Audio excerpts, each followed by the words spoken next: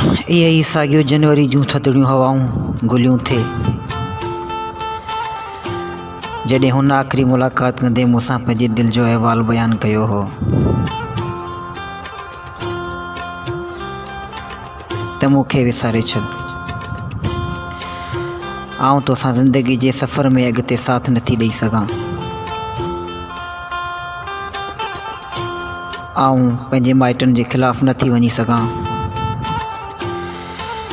मूंखे माफ़ु करे छॾिजांइ ऐं पंहिंजे ज़हन में इहा सोच कॾहिं न आणिजांइ त को आउं बेवफ़ा आहियां। पर हा, आउं मजबूर ज़रूरु आहियां। हा, इहो सच आहे त मूं तोसां बेपनाह मोहबत कई आहे।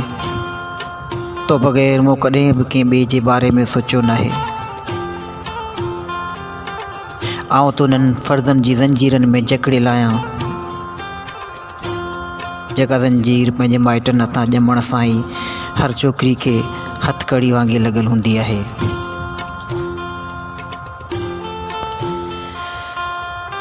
ऐं का बि क़ैदियाणी छोकिरी पंहिंजे माइटनि जे ख़िलाफ़ु वञी पंहिंजी ज़िंदगी जो फ़ैसिलो करे नाहे सघंदी।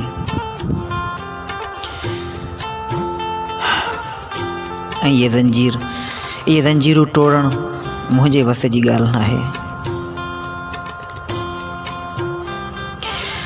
हो ॻाल्हाईंदी बि वई ऐं पंहिंजे रए जे पलांद सां अखियुनि जा वहंदड़ सैलाब उघींदी रही।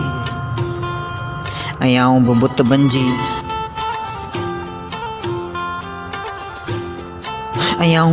बणिजी उन जे चपड़नि मां लफ़्ज़ ॿुधंदो रहियुसि।